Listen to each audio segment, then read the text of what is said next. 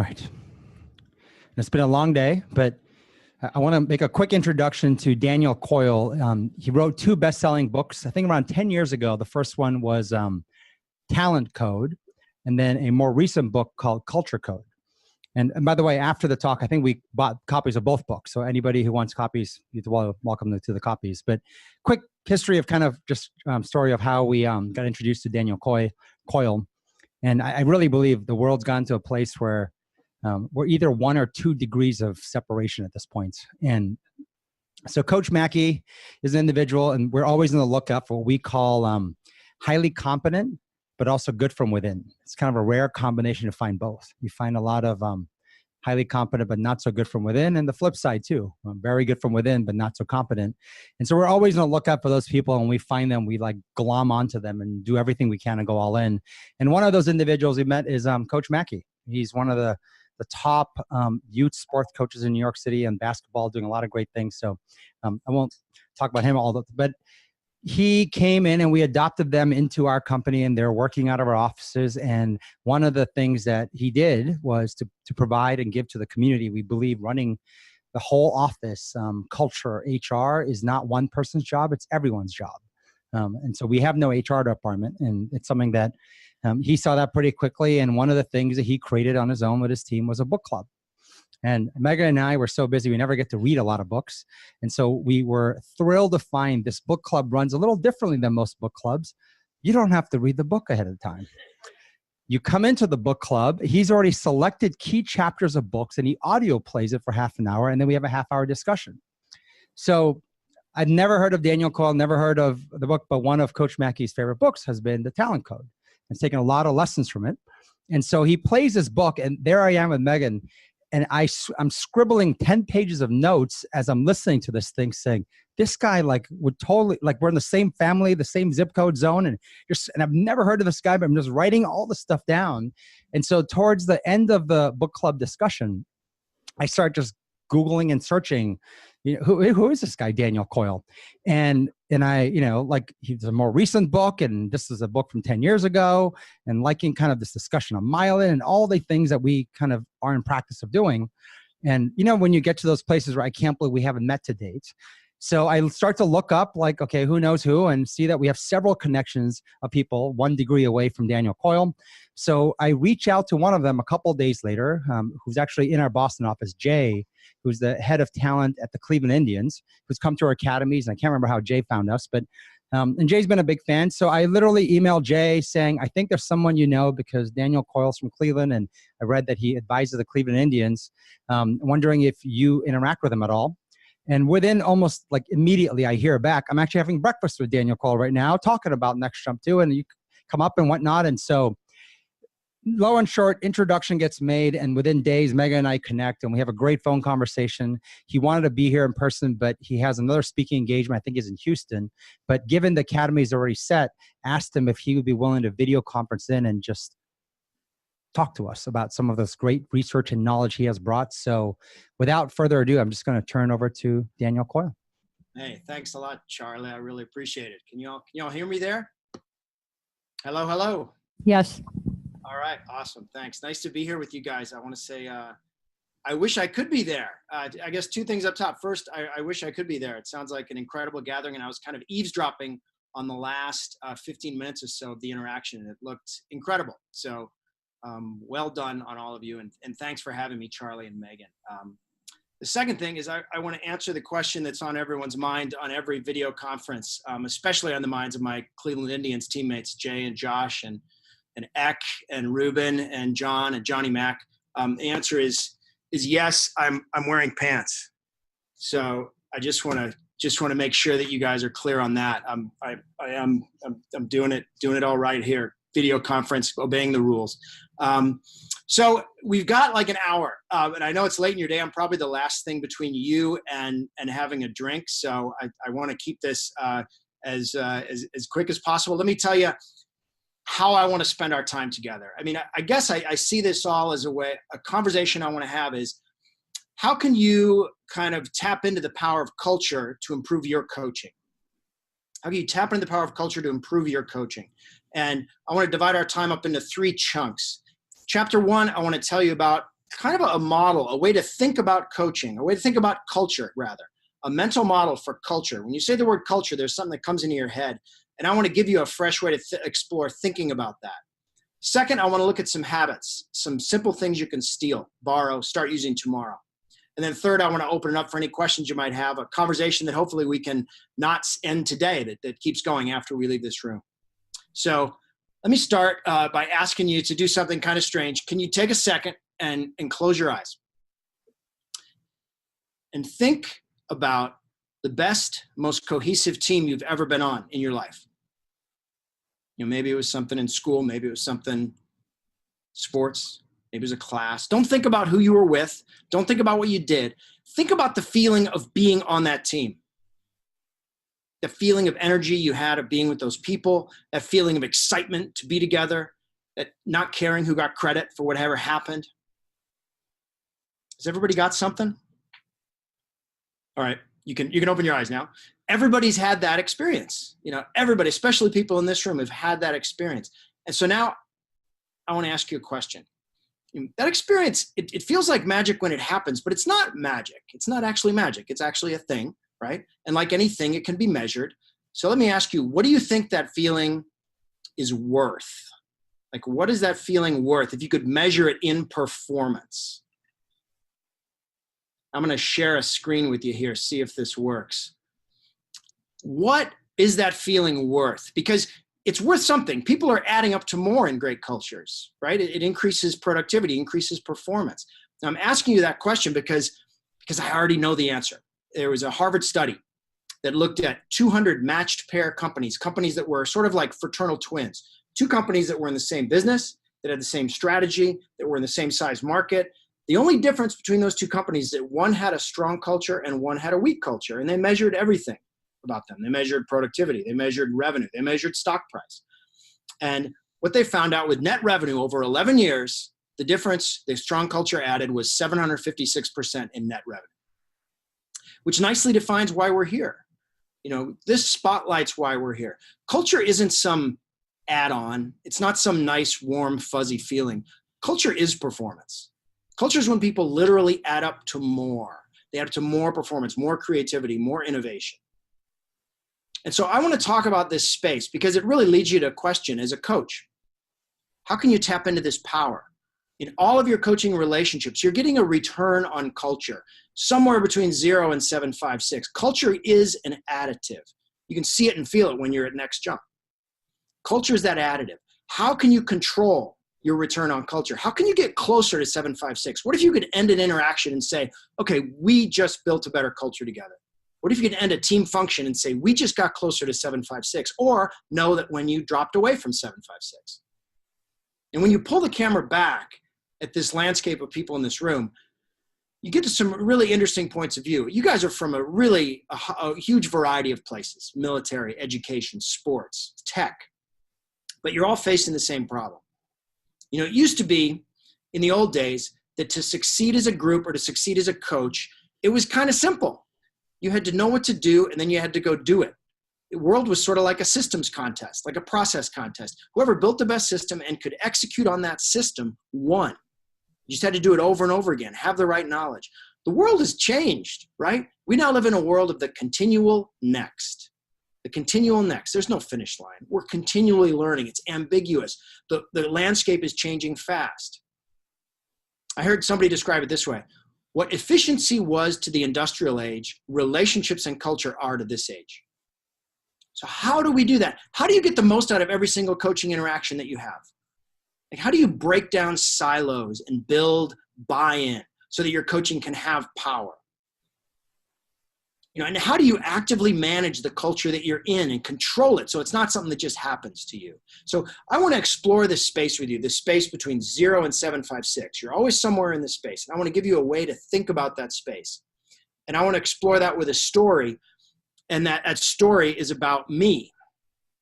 So when I was 8, I was obsessed with a really simple question. The question was, how do I get really, really, really, really, really good at baseball? Good enough. I had really thoughtfully narrowed it down to 2 teams.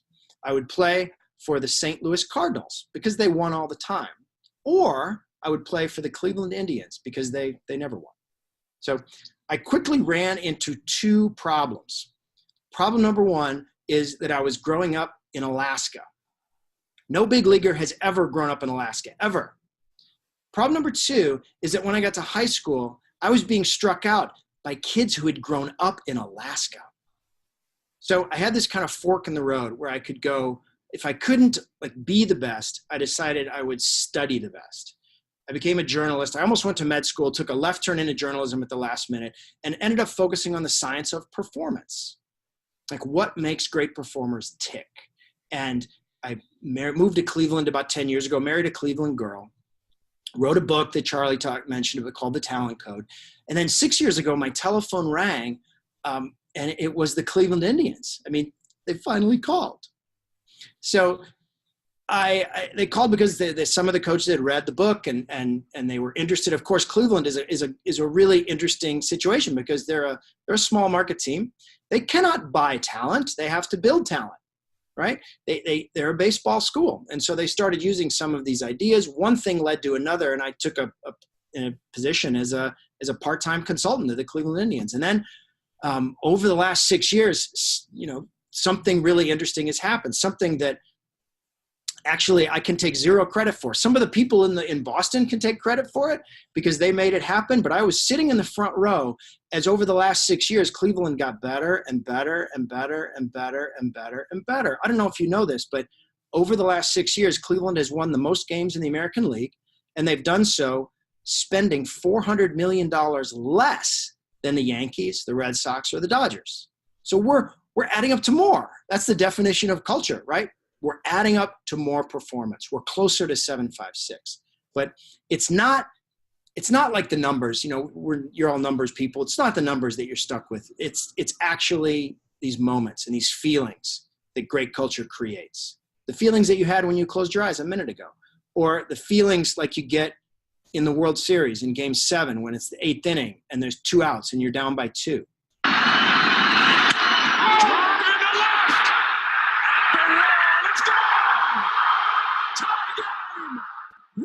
Davis, 6-6. Oh my! We're gonna play that on a loop for the rest of the presentation. I hope that worked for everybody. We're just gonna keep it going. Those moments are great. That's why we do this. That's why we're interested in culture, because it's so powerful. And so that experience of being on the front row and watching that happen sent me on a journey. Sent me on a journey to look at the top groups on the planet, the best performing groups. So I spent the last 5 years looking at the best performing groups I could find.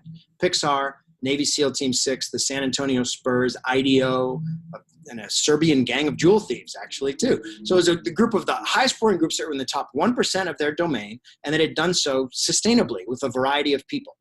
And so I looked at the patterns that they shared. So before we get into the patterns that they share, though, we need to start where we're at. When you say the word culture, when I say the word culture, there's a traditional story behind it. There's a traditional set of images and associations and ideas and metaphors that come to mind. And the traditional way that we think about culture is the soft stuff, right? It's the soft stuff. It's like the group's DNA. It's like their personality. It's sort of woven deeply into their identity. That's how we think about culture. And when we think about what's made of culture, it's made up of a lot of stuff, right? It's kind of a mushy concept. Culture is made up of values and integrity and teamwork and trust and leadership and engagement and cohesion and mission and honesty and purpose and all this stuff, right? And if you were to represent the conventional way to think about culture, it would be something like this, right? What's culture? Man, it's a lot of stuff. It's teamwork and values and beliefs and goals and creativity and leadership and positivity and expertise. It's all this stuff, right? And the problem with this way of thinking, the problem is that this isn't a very useful tool, right? You guys know what good tools are. This is not a useful tool. If you come to me and say, Dan, we have a bad culture, we'd like to fix it. And I say, great, here's what you need to do. You just need to fix your values, integrity, teamwork, leadership, trust, cohesion, mission, honesty. I'm not being helpful at that point. That's not useful. This thing is it's like the menu at the Cheesecake Factory. Everything's on it. It's a really mushy way to think about culture, which is why thinking about culture is so frustrating at times.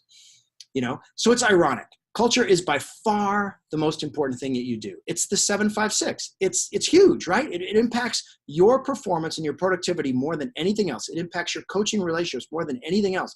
But the traditional way to think about it is kind of broken. It's kind of a kindergarten version. So I want to give you a different way to think about that word. And it starts by introducing you to a team. Of all the teams that I visited around the world, this is a team that I fell in love with the most.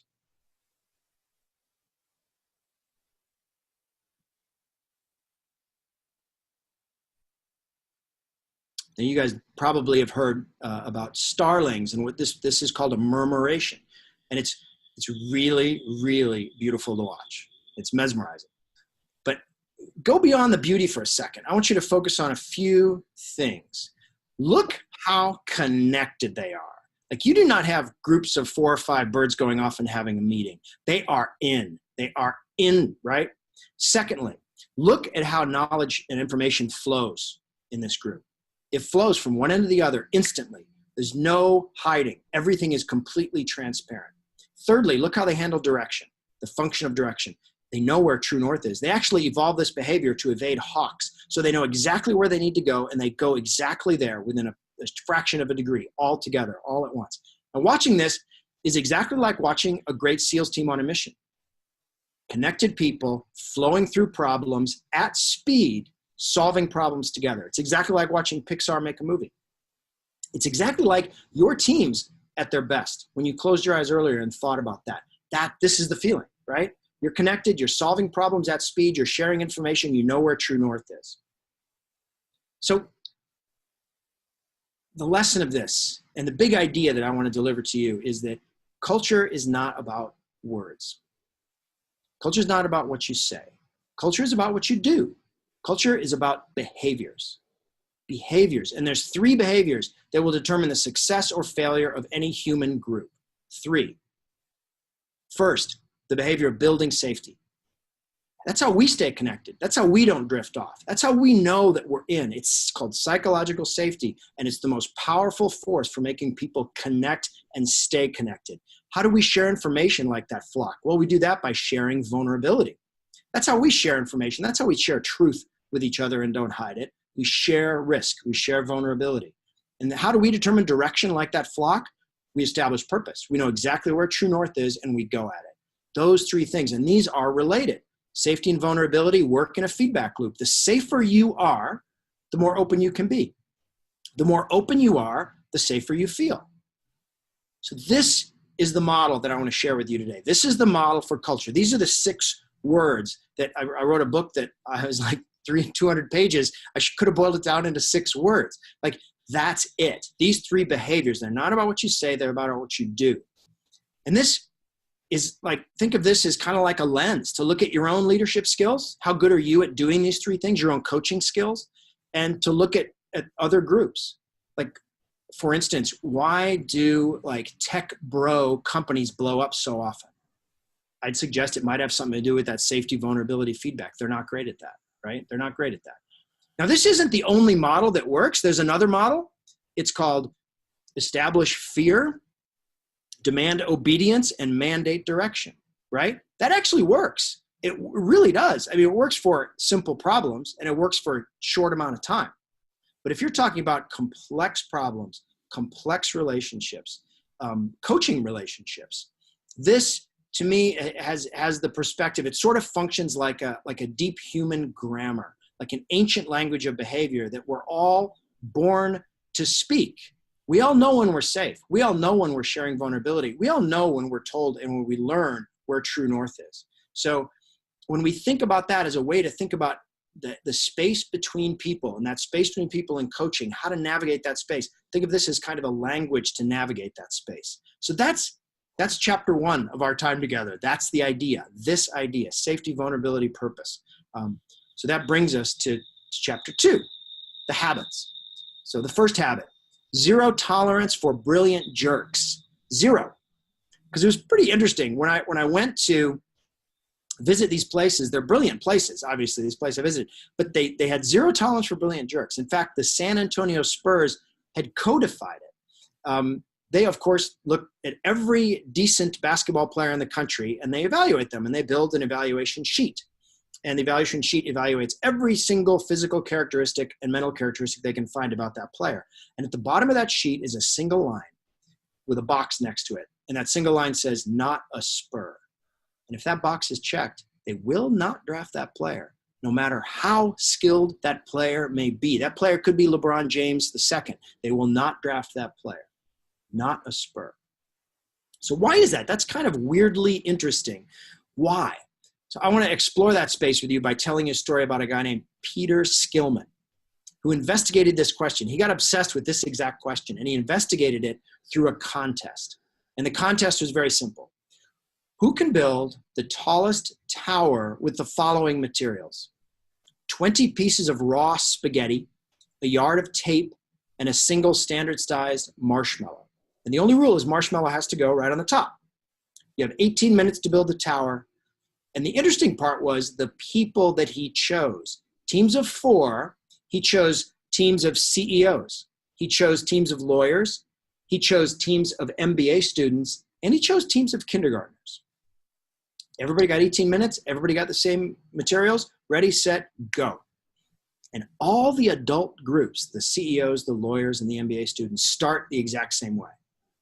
They talk. They talk. You know, and one of them will have an idea, and then another one will hone the idea, and then they'll divide up into roles, and they'll each pick a certain thing to do, and they'll start to do it. And it looks beautiful. It looks really smart. It looks educated. It looks eloquent. It looks cooperative. It looks great. The kindergartners, they don't do that. They don't do anything like that. In fact, they basically just eat a bunch of marshmallows except for one, and then they start jamming stuff together in a way that is totally chaotic. Totally chaotic. And if you had to bet, if you had to take your salary and bet which group was going to win, most of us would bet on one of the adult groups, because that is the way our mental model of group performance is built. Our mental model of group performance focuses on what we can see. And when we see smart, eloquent, cooperation, we assume it's going to add up into good performance. And when we see chaos, we assume messiness, and just action, we assume it's going to add up into chaos and bad performance. So let's see how your bet would have turned out. I've done this test hundreds and hundreds of times. This is average tower height in inches by each group. If you bet on the MBA students, you didn't do so well. If you bet on the lawyers, you did slightly better. If you bet on the CEOs, you did even better, but you all lost unless you bet on the kindergartners. They win every time, and it's not particularly close. I did this at Google recently, and we got the exact same result. And when you see that result, I tell you, it feels like an optical illusion. It feels impossible. It feels impossible, but it happens because our mental model of group performance is wrong. It's wrong because it leaves out the two most important factors: status management and safety. The adult groups look like they're cooperating. It looks great. It looks like cooperating, but in fact, there is a little whisper in the back of their heads every time, and they can't help it. It's an ancient whisper. It's been there for millions of years. It's called status management. When we're put in a group, we can't help but try to figure out where we fit in that group, and we spend a lot of energy and attention figuring that out. It's basically a whisper that says, where do I fit in? Like, is it okay to say that? Who's in charge here? And that whisper slows down ideation, slows down iteration, saps energy, and slows creativity. Over here with the kindergartners, they don't care who's the CEO of Spaghetti Incorporated. They just do stuff. And what better way to learn than to do stuff, shoulder to shoulder, jamming it together, watching stuff fall or not fall? What better feedback do you get when something falls? You can see what the problem is and fix it. They get a better result, not because they're smarter, but because they're safer. Because they're safer. It's not about how smart you are. It's about how safe you can be in a relationship and free up all of that energy that normally goes to status management and apply it to the action of getting better together. That gets delivered in the form, safety happens. Safety isn't something that just sort of like descends or not. It's not just a vibration that's mysterious that emerges. It happens because of something called belonging cues.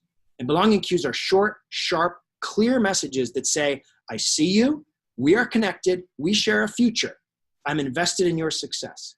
They're simple cues, and I want to tell you a story that sort of shows how they work. So some of you might be familiar with the company called Wipro. They're a call center in India. And for many years, Wipro had a big problem. And the problem was that they lost half of their workforce every year. Every year, half of them left. Huge problem, right? Huge expense.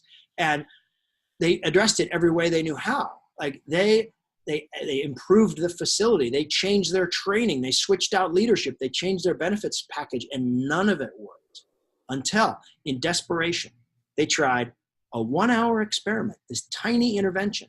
And the intervention was this. They divided up the room into A and B, 2 groups, A and B. One group of trainees got the traditional hour of training. They met a star performer. They learned about the history of Wipro, and they got a sweatshirt that said Wipro on it. The other group got a very different type of training. They flipped it.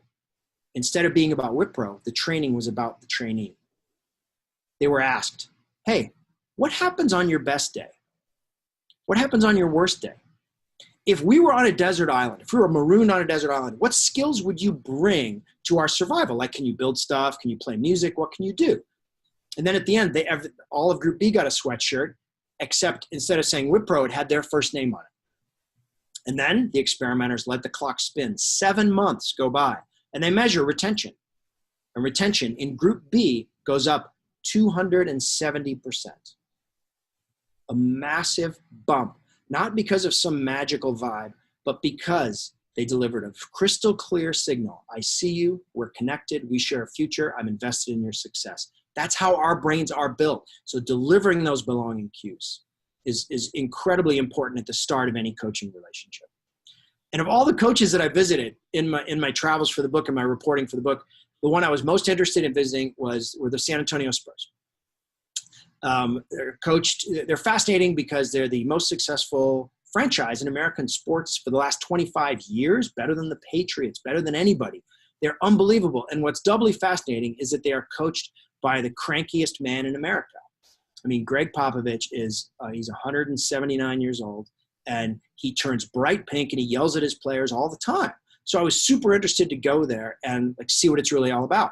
So the day I got there, I stayed 3 days. The day I got there, they had lost the night before to their arch rival, Oklahoma City Thunder. So I thought, oh, this is the perfect day. It's a perfect day to be here. And so Coach Popovich walks out on the court, and he goes straight to the guy who missed the big shot the night before, and he puts his hand on that guy's shoulder. And he starts talking to that player about the dinner that Popovich had arranged for that player the night before, and the bottle of wine that Popovich had bought for that player and his wife the night before. And it turns out the Spurs eat together more often than most American families. I mean, they eat together so often that at the end of the year, each coach gets a commemorative album with the menus of the places they've visited and the labels of the wines they've enjoyed together. And then at practice, it's time to look at videotape. And I'm thinking, okay, this is going to be the moment. Like, we're going to see Coach Popovich yell now. And he goes in, all the players sit down in the room, the tape starts to play. But what starts to play is not game film. What starts to play is a CNN documentary on the history of the Civil Rights Act. And Coach Popovich starts to ask, what would you have done? What did your parents do? Tell me. Tell me. He was a fire hose of belonging cues. That guy and that team, they are continually sending out these short, crystal clear signals. I see you. We're connected. You matter. I see you as an individual. They succeed not in spite of the lack of belonging cues, but because he's so good at sending them. So as one of the coaches told me, one of the assistant coaches said, Pop does 2 things. He tells you the truth, and he loves you to death. And I love that for coaches, because I think too many times we feel like we can do one or the other. You know, we can either say, I'm going to be the coach who tells the truth, or I'm going to be the coach that loves, loves, loves. And what Pop shows us is that those 2 things go together for a reason. In fact, there's a great Stanford experiment about magical feedback. Some of you have probably heard about this experiment, but there were some experimenters at Stanford who did this. They were doing research into what feedback causes the most effort in response, what basically works the best as feedback, what causes the most pop in performance. And what they found out, there was one piece of feedback in particular that worked better than all the others, and it worked so well that the researchers used a very unscientific term to talk about it. They called it magical feedback. And the magical feedback was this: I am giving you this feedback, because we have really high standards here, and I believe you can reach those standards. Super simple. There's no information in it at all. It's a big fat belonging cue. I'm giving you this feedback because we have high standards here, and I believe you can reach those standards. So belonging cues. How do we bring more of those into our life? Here's a few ideas for action. One of them is to send the 2-line email to your team that you work with. The 2-line email, this is an idea from Laszlo Bock, who head up people analytics at Google and now works for an outfit called Humu, which is a fascinating outfit if you're curious about HR. The 2-line email has 2 lines. Line number 1, tell me one thing you want me to keep doing. Line number 2, tell me one thing you want me to stop doing. Super short email, super powerful belonging cue.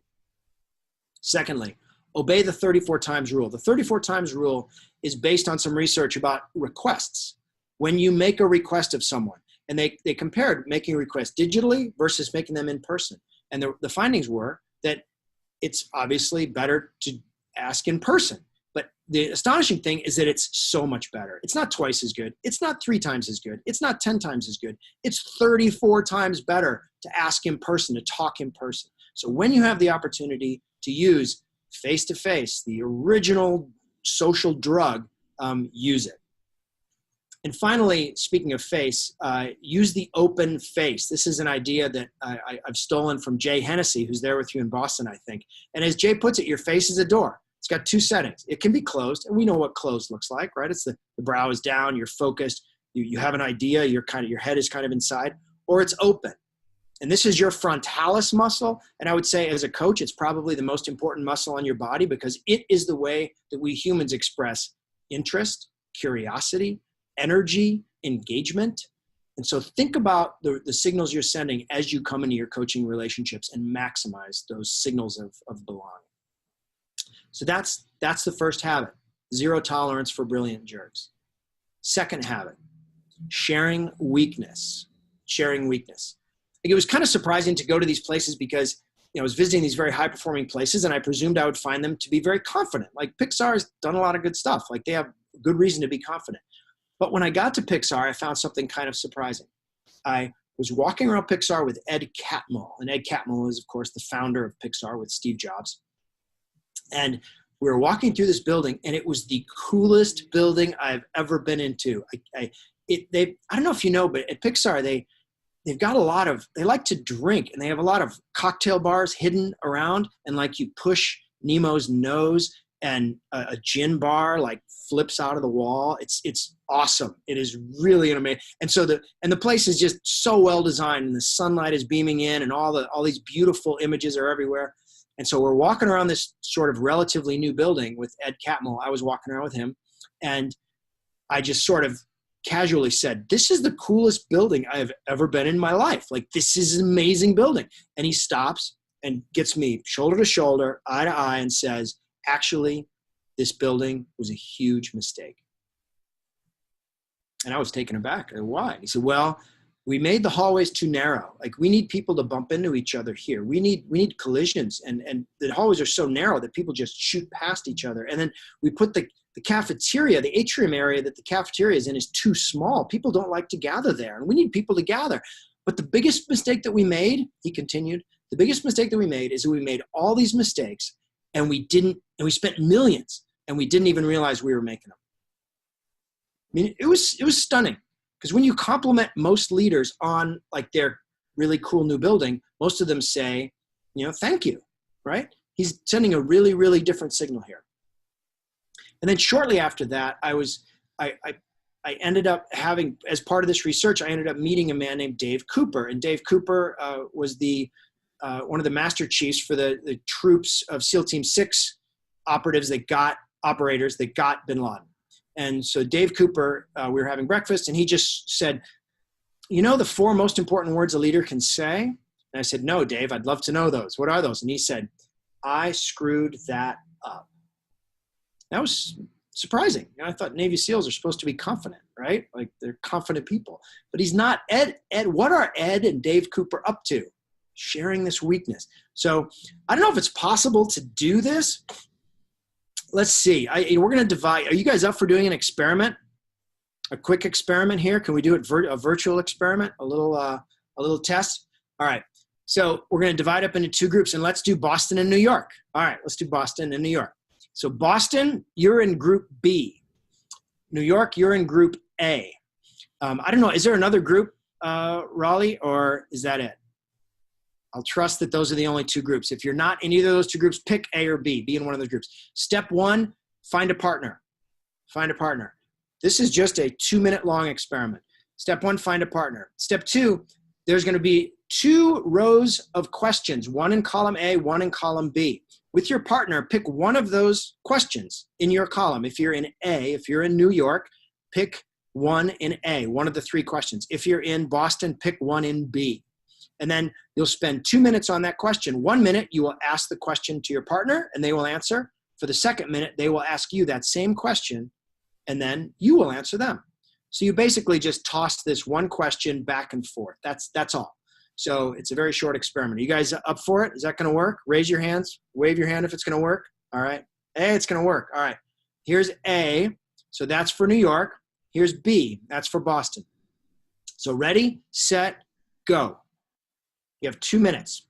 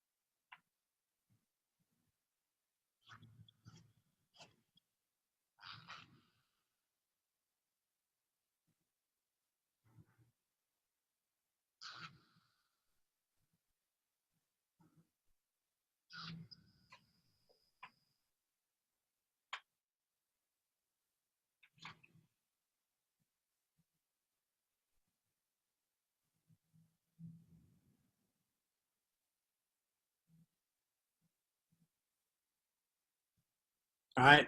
1 more minute. 1 more minute.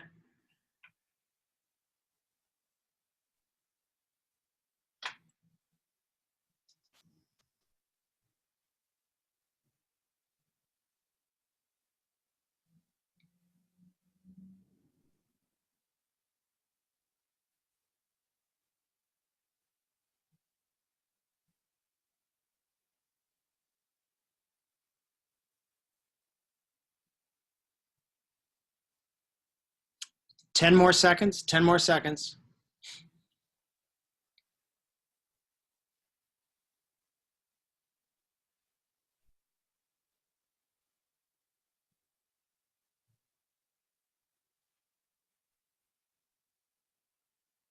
All right.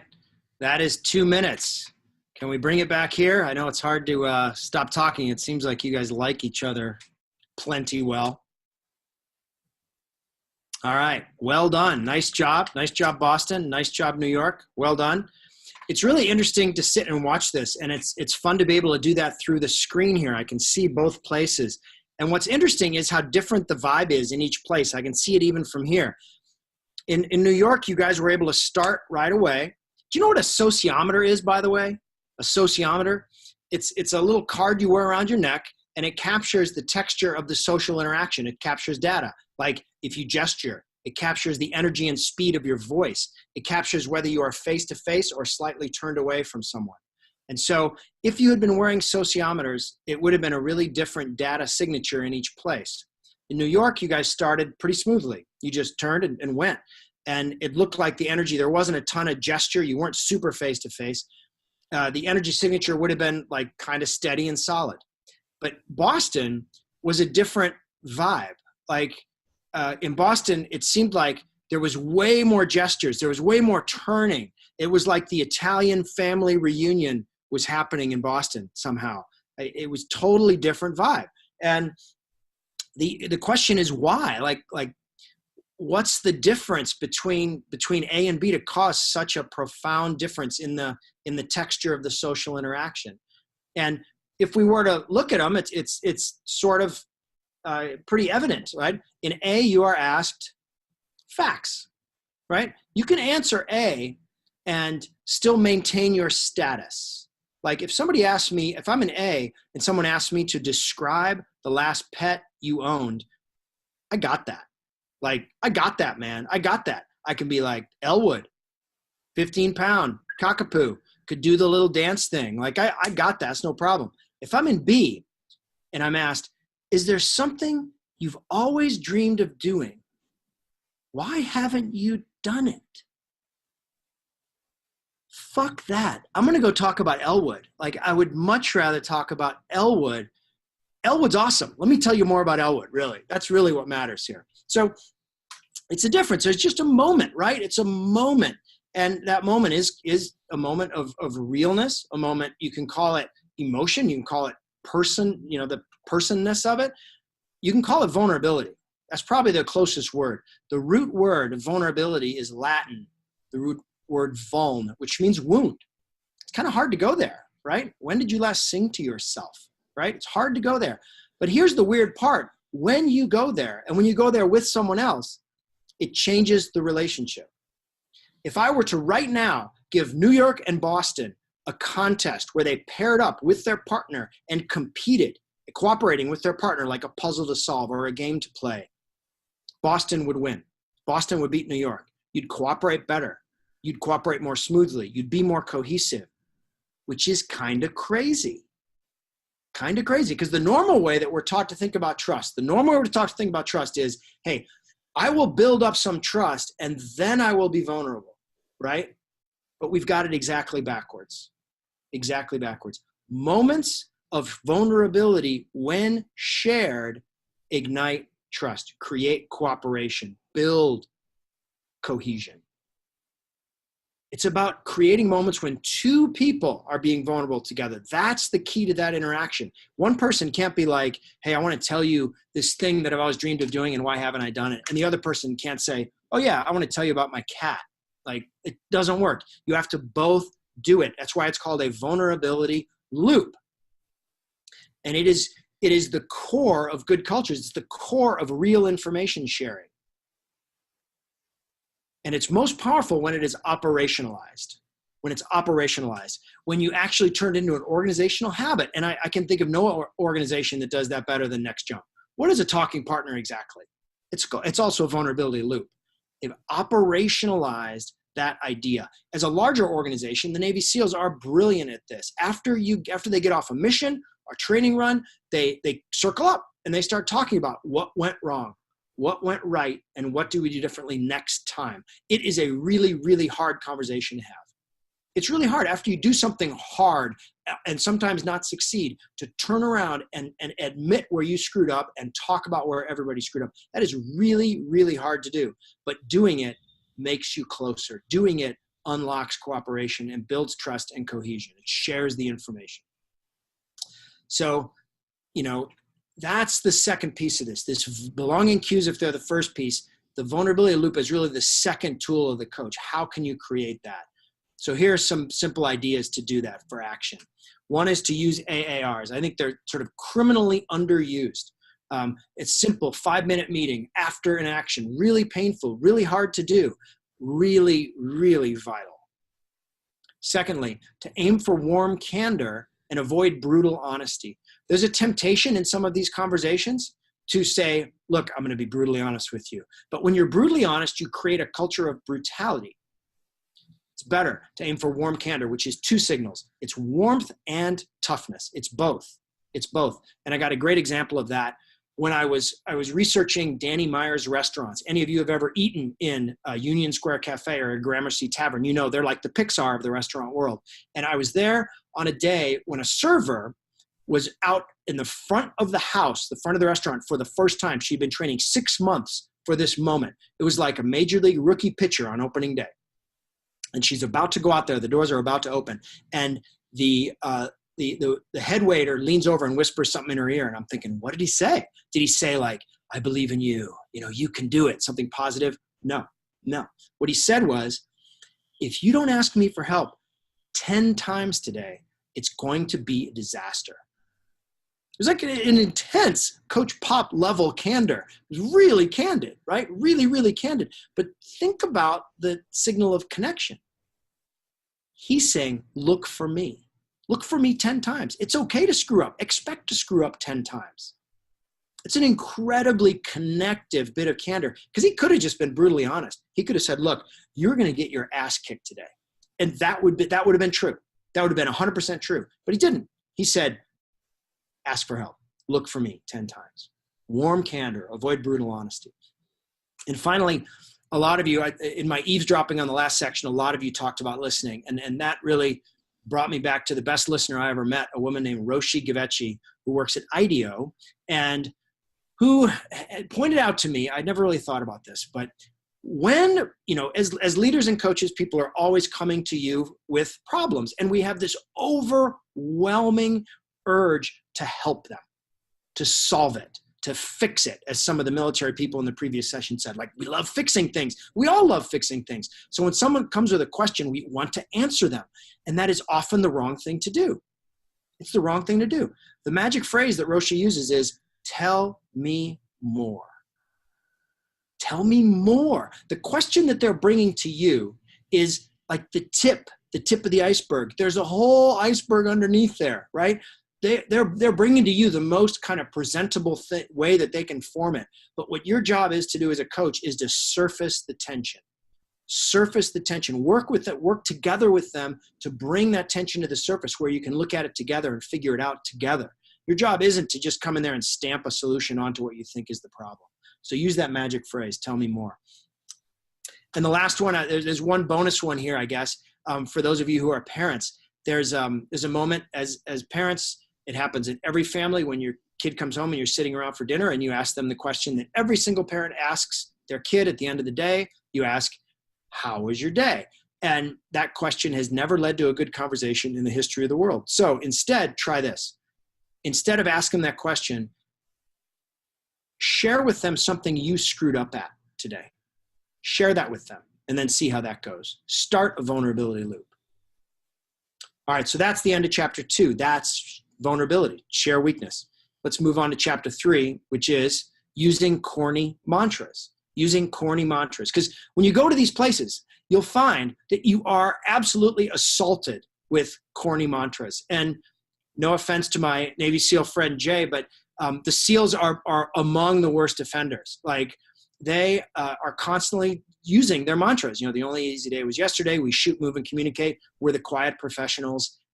It's kind of ironic because they keep talking like they can't shut up about how quiet they are, which is kind of funny. But why is that? That's kind of a weird thing. You would think that when you are in a culture that the purpose would sort of be stitched into your heart or in your gut, you would know it. You wouldn't have to talk about it all the time.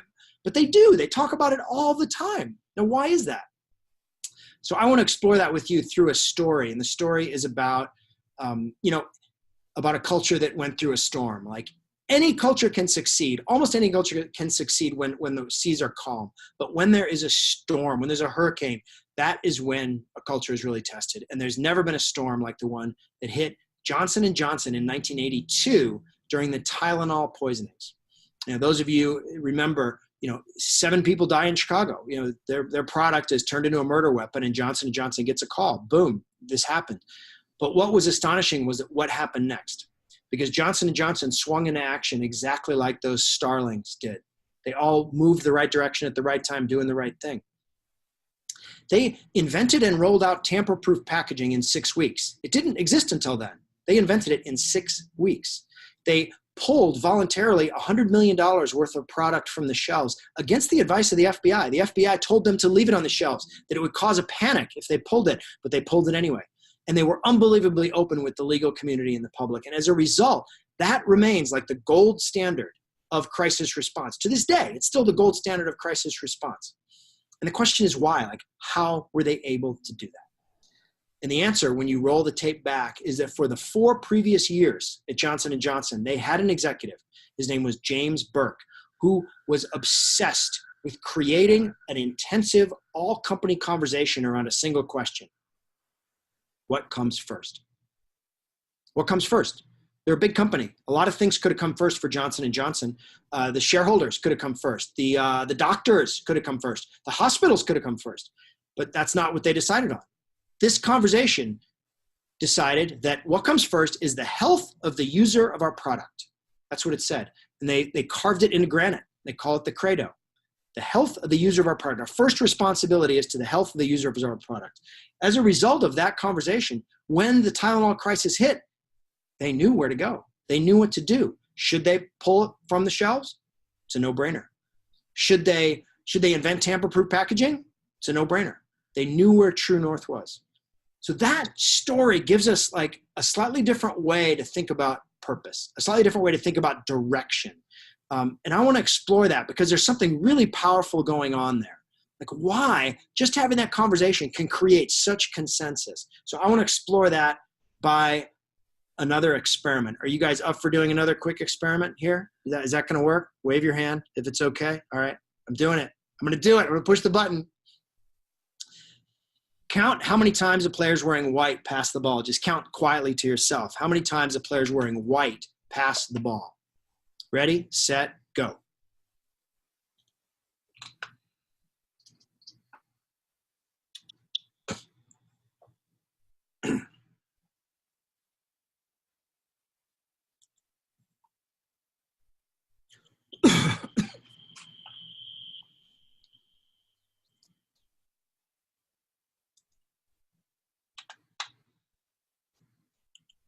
All right, what do you got? Shout it out. 16, well done. Good job. Good job. Did you spot the gorilla? Is the question. If for people who have not seen or heard about a video like this before, about half miss the gorilla. If you knew about the gorilla, you probably saw it. But did you notice 2 other things happened? The curtain changed color and the player on the black team leaving the game. So let's go to the instant replay.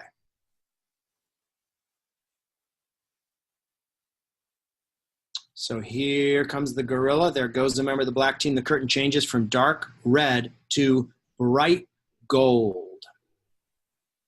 So not one thing happened, 3 things happened. How many of you saw, just raise your hands, how many of you saw one of those 3 things?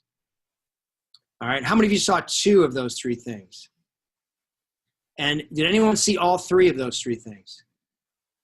Yeah. I mean, you guys are really smart. You're really observant. And yet a tiny percentage of you saw all 3 things. These were not subtle things, right? That curtain was dark red. It is now bright gold. And almost no one saw it. And that goes to underline a really, really deep truth about just how distractible we are, right? Creating purpose is not about what's in your heart. It's about what's in your windshield. The reason that James Burke's technique worked was that for 4 years prior, he was telling them, look for the gorilla, look for the gorilla, look for the gorilla.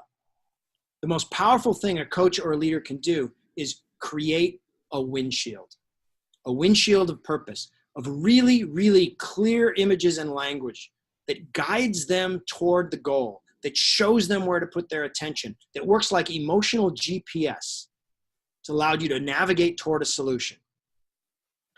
It's one of the most powerful things you do. Purpose isn't in your heart, it's in your windshield. And so the question becomes, how do we make a windshield? How do we build a windshield? How do we do that?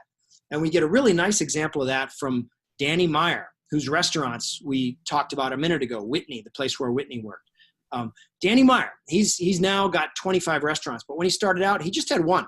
It was incredibly successful. It was called the Union Square Cafe. But he opened a second one. And weirdly, they both started to fail.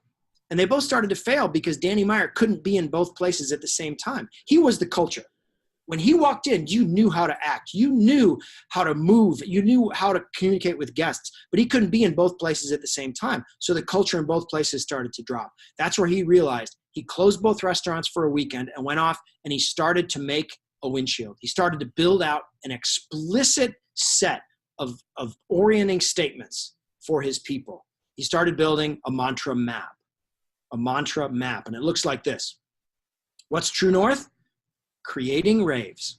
Not serving good food, not making money, creating raves. Two really powerful words. How do we do that? Well, we read the guest. We find the yes. We collect and connect dots. We plant like seeds in like gardens.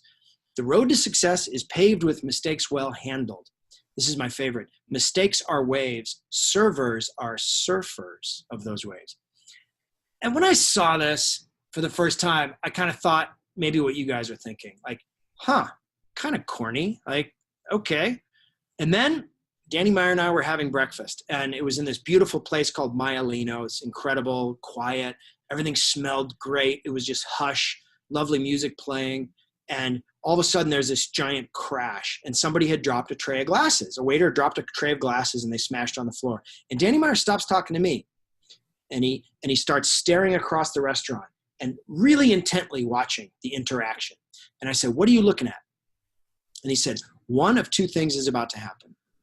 Either they're going to come together and fix this problem and the energy level in the room is going to go up, or they're going to come together and there will be a hint of anger, resentment, blame, and the energy level in the room will drop. If the energy level goes up, I know the culture is strong. If the energy level drops, I know it's not. And isn't that the most sort of awesome litmus test for a culture? The moment of a problem, how do you react? Do you bring energy to it and it goes up, or do you go down? Beautiful litmus test. And that's where these sayings started to make sense to me. Athletic hospitality, the excellence reflex, loving problems. That's when I realized they're not corny. They are genius. Really, they're like an algorithm to help a group navigate and find around problems to get to true north. So how do we bring those into our lives? Here's some ideas for action. One is to obey the 10 times rule. The 10 times rule says you need to be 10 times as clear about your purpose as you think you do. It's based on some research. They surveyed some CEOs and asked them, what percentage of your people can name the top 3 priorities of your organization? And the CEOs thought about it and said, 64%. And then they surveyed the people, and it was 2%. So you need to be about 10 times clearer than you think you do. Second, co-create your mantra map.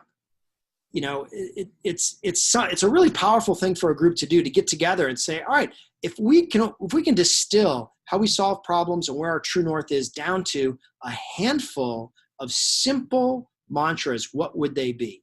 It ends up being a really powerful interaction. I've seen it done with several groups, and it's a great way to create shared awareness around the landscape you're navigating together. And finally, to continually seek and share impactful stories. Like, stories are the greatest drug ever invented. I mean, they assign value to things. They tap into our emotion. They change the way we see. And so most coaches and leaders, you need to sort of treat stories with the respect they deserve and the attention they deserve. Don't just let them kind of happen haphazardly. Capture them, harvest them, share them, use them. So that's the third habit. That's it. And that brings us to the sort of end of our third chapter. And I guess in sort of conclusion, I would just want to say thanks again for the opportunity to connect with you guys. I'm really impressed by what you're doing there. And it does feel like you're kind of getting into a space that's going to be incredibly powerful moving forward as we think about how organizations get better and how leadership really happens. So I guess in closing, I'd add, we started out with closing your eyes, and I would say, maybe take a second and close your eyes again, but don't think about the group you used to belong to. Think about the relationships you're in now, and pick out one thing you're going to do differently in the next week, one signal you're going to send with your behavior to help strengthen that culture.